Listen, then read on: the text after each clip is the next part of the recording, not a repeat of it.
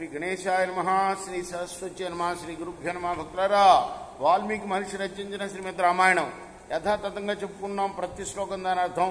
ఇందులో భాగంగా నిన్నటి వరకు బాల, అయోధ్య, అరణ్య, కిష్కింద, సుందరకాండలు పూర్తి చేశాం. యుద్ధకాండలోని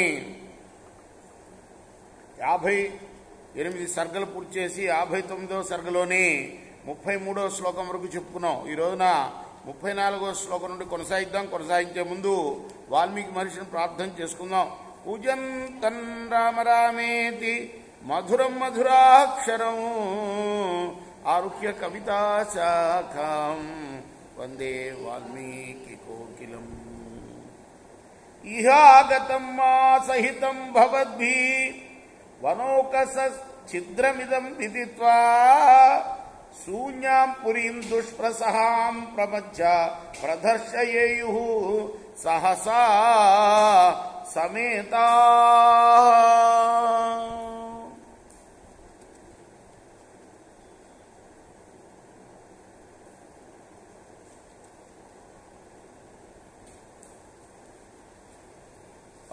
రాక్షసరాజు అయిన రావణాసురుడు తన రాక్షసులతో అన్నాడు, మీరందరూ కూడాను సుఖంగా ఉండండి. ద్వారాల దగ్గర, మార్గాల్లో ఉన్న గృహాల గోపురాల్లో నేను మీ అందరితో కలిసి ఇక్కడికి వచ్చినట్లుగా వానరులు తెలుసుకొని, ఈ అవకాశం దొరకడం చేత అందరూ కలిసి శూన్యమైన లంకాపురిని శోభ చెందేటట్లుగా హఠాత్తుగా పీడిస్తారు. వాడు విసర్జయత్వా సచివాంస్తవా సచివాంస్తతస్థాన్ గతేషు రక్షః సుయథా నియోగం వ్యదారయద్వానర సాగరౌఘం మహాజుషః పూర్ణ వివార్ణవౌఘం. రాక్షసులందరూ కూడా రావణాసురుడి యొక్క ఆజ్ఞానుసారం వెళ్ళిపోయారు.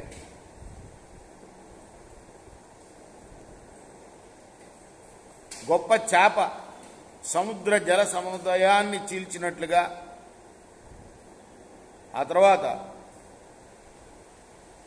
వాళ్ళు వానర సముద్ర ప్రవాహాన్ని చీల్చివేశారు. తమాపతంతం సహసా సమీక్ష దీప్తేషు చాపం యుధి రాక్షసేంద్రం మహత్సముత్పాట్య మహీధరాగ్రం దుద్రావ రక్షోధిపతి మరీచ. హఠాత్తుగా వచ్చి మీద పడుతున్న ఆ రావణుణ్ణి చూసి సుగ్రీవుడు పెద్ద పర్వత శిఖరాన్ని పెకిలించి అతని మీదకు పరిగెత్తాడు. తశైల శృంగం బహువృక్ష సానుం ప్రకృహ్య చిక్షేప నిశాచరాయ తమాపతంతం సహసా సమీక్ష చిచ్చేత బాణై స్థపనీయ పుంఖై. అనేక వృక్షాలు, చర్యలు గల ఆ పర్వత శిఖరాన్ని సుగ్రీవుడు రావణుడి మీదకి విసరగానే అతడు వెంటనే బంగారు పొన్నులు గల బాణాన్ని సంధించాడు. తస్మిన్ ప్రవృద్ధోత్తమ సానువృక్షే శృంగే విదీర్ణే పతితే పృథివ్యాం మహాహి కల్పం శరమంతకాభం. అంతకుడు అంటే శరమంతకాభం అంటే యవుడితో సమానమైన సమాధదే రాక్షసలోకనాథ. ఎన్నో వృక్షాలతో కూడిన ఆ శిఖరం అతని బాణాల చేత చీల్చబడింది.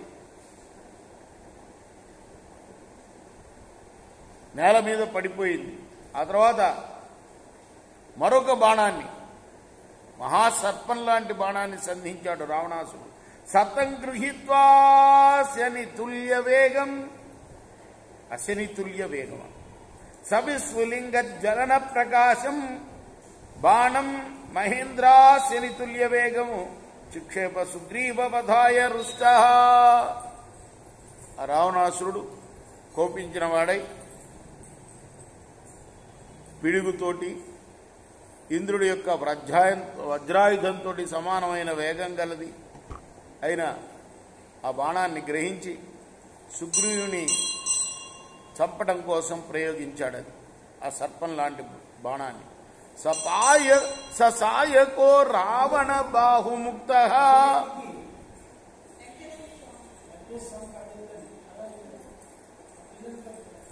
శక్రాస్య నిప్రక్ష వపు ప్రకాశం సుగ్రీవమాసాజ్య బిభేద వేగార్ గుహేరితే క్రౌంచమివోగ్ర శక్తి. రావణుడి యొక్క బాహువుల చేత విడబడ్డ ఆ బాణం ఇంద్రుని వజ్రాయుధంతో సమానమైన శరీరంతో ప్రకాశిస్తున్న ఆ సుగ్రీవుడి దగ్గరికి వెళ్ళి అతని శరీరాన్ని ఛేదించింది. అది ససాయకార్తో విపరీత చేతా కూజన్ పృథివ్యాం నిపపాత వీరః తం వీక్ష భూమౌ పతితం విసన్యం నేదు ప్రహృష్టాయుధి యాతుధానా. వీరుడైన సుగ్రీవుడు బాణం చేత పీడితుడై చిత్తం వికారం చెందగా అరుస్తూ నేల మీద పడ్డాడు. అలా స్పృహ తప్పి నేల పడిపోయిన అతన్ని చూచి రాక్షసులు పెద్దగా సింహనాదాలు చేశారు. తతో గవాక్షో గవయ సుసేన ఆస్తదర్శభో జ్యోతిముఖో నలశ్చ శైలాన్ సముత్పాట్య వివృద్ధకాయ ప్రదుద్రు పుస్తం ప్రతిరాక్షసేంద్రం. ఆ తర్వాత గవాక్షుడు, గవయుడు, సుషేనుడు, వృషభుడు, జ్యోతిర్ముఖుడు, నలుడు అనేక పర్వతాల్ని ఒక్కొక్క పర్వతాన్ని పెకిరించి ఆ రావణుని మీదకి పరుగుతుకుంటూ వెళ్ళారు.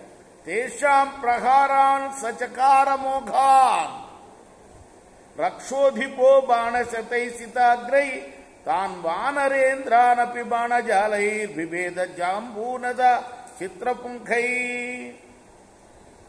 వాడైన అగ్రబాణాలు గల బాణాలతో ఆ వానరుల ఆయుధాల్ని వ్యర్థమయ్యేటట్టు చేశాడు రావణాసురుడు. ఆ తర్వాత తన బాణాల చేత వారి యొక్క శరీరాల్ని భేదించాడు. తే వానరేంద్రాస్త్రిదశారి బాణైర్ భిన్నా నిపేతుర్భువి భీమకాయ తతస్తు తద్వానర సైన్యముగ్రం ప్రచ్ఛాదయామాస సబాణజాలై.